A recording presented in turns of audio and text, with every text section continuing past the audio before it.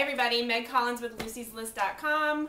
I'm going to show you how to easily install the new Chicco Nextfit convertible car seat. So the first thing that you want to do is get this fitting to your kid, right? So do this in your living room so that there's not so many variables going on. Just put this on your couch or whatever. And there's three things that you want to kind of do to fit it to your kid. The first thing is, do you have a newborn? If you do not have a newborn, go ahead and remove this newborn insert because this is how it comes.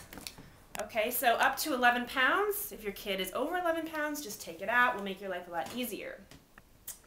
The second thing you want to do is adjust the harness height. So this is a no rethread harness, as most luxury seats are, which means we don't have to take it out, remove the splitter plate, put it back in again. We just slide this thing up and down, okay? So plunk your kid in the seat and adjust the height of harnesses by pressing down on this orange button and moving it up and down. Now for rear-facing position, you want these to be at or below the shoulder level. And for forward-facing, you want them to be at or above the shoulder level. Okay, the third and last thing is to adjust the crotch buckle. Okay, so to do this, we have to play a little peekaboo. Just lift this flap up in the back. Unsnap this. So for the crotch buckle, there's two positions. For your smaller babes, let's say under 18 months or so, you want to keep it in that rear position. And for your older kids who need a little bit more room, okay, you just simply push this red thing to the side, pull up, sorry, it's orange thing. Pull the buckle forward, put it back down, and then you thread it back through. Okay, so then put your kid back in, make sure everything fits properly, and we're done. We're ready to put it in the car. Ta-da! All ready to go. Hey guys, so let's install this seat first using the latch system. Now I'm going to install it rear facing because if you're graduating from your infant seat, remember you want to keep it rear facing for at least 2 years and longer if you can stand it. So let's have a look. So I'm going to wrangle this seat into position here. I'm going to take my latch connector. I know you can't see this. I'm doing the one on this side.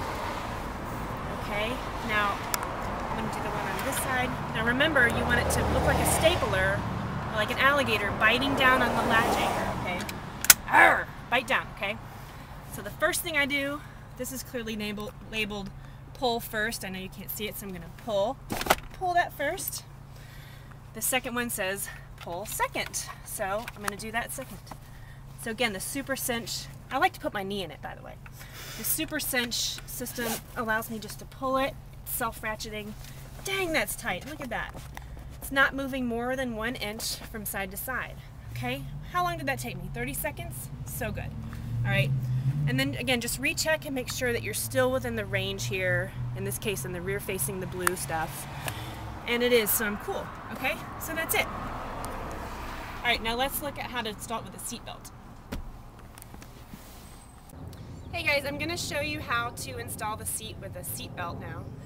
So if you have a car built before 2006, you probably don't have latch connectors. You're going to have to use a seatbelt, which is a little harder, but that's okay. We can deal. I'm going to show you how to do it with a lap shoulder belt combination because that's what most people have. Now if you have a lap only belt, I recommend that you definitely use that because you don't have to deal with the lock-off situation. So let me first talk about the lock-off. The lock-off is a mechanism that they've installed into the car seat instead of relying on parents to put the seatbelt into lock mode every time because a lot of times people forget. So they just installed this lock-off onto the seat to dummy-proof it a bit. So that's good. So the first thing to remember is you want to use the lock-off on the side opposite the buckle. So in this case, my buckle is over there. So I'm going to use the lock-off on this side of the seat. Okay, so let's have a close look at what that looks like.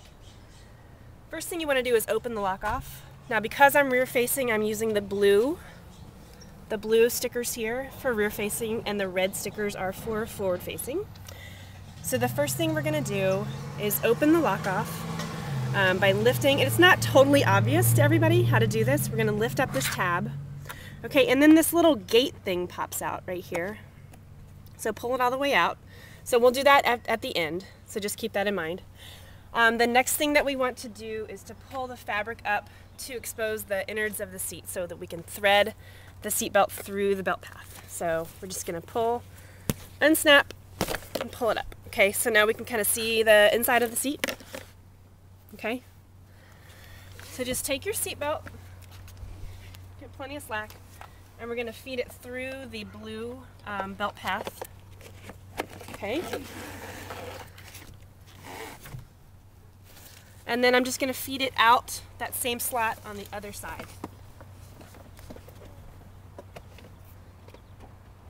And buckle it. So I just buckled it.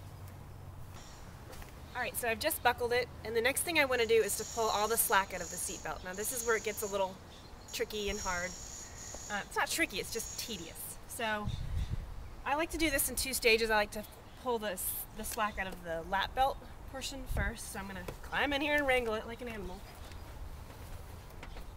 Okay. And then I like to pull the slack out of the shoulder belt portion. Okay, remember, keep it in that lock off. Okay, now you might have to do this a few times and press down with your body weight and just wrangle it. Just get all the slack out of the belt the best you can. Alright, so I'm going to use my knee. Don't look at my butt. Okay, so it's pretty tight. It's pretty tight. Now you take a deep breath. Okay, and now finally you want to close the shoulder belt into the lock off. So you want to center it between these 2 tabs, and then you want to close the little gate. And pressing down on it, you want to pull that lever down, okay, all the way.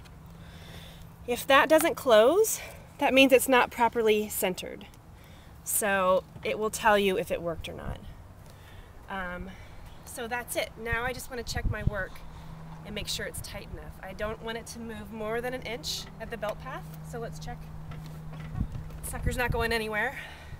And then next thing we want to do is check the bubble indicator to make sure that the recline is proper. Now in the rear facing mode it's between here and here, so I'm good there as well. So that's all, and I recommend that you do this a few times and get really comfortable with it so that in a pinch you can do it and you're not panicking, and you can throw it into a taxi cab or a rental car and do it without stressing about it. Okay, that's it. Thanks. See you next time.